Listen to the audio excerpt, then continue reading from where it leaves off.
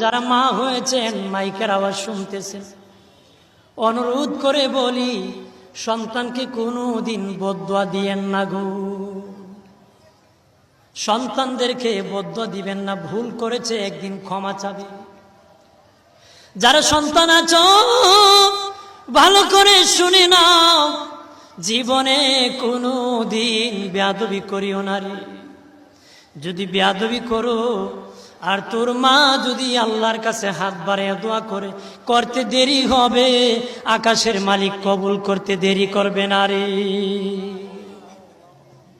আমার দ্বীনের নবী বলেন, পৃথিবীর সন্তানেরা, তোমার মায়ের জন্য বাবার জন্য যত কষ্ট করো না কেন রে, কষ্টের কথা তোর মার কাছে তুই বলিস না। ঢাকা থেকে ঈদের সময় আসছো, ট্রেন গাড়িতে সিট পাস নাই দাঁড়ায় আসছো, মার কাছে বলিস না, মা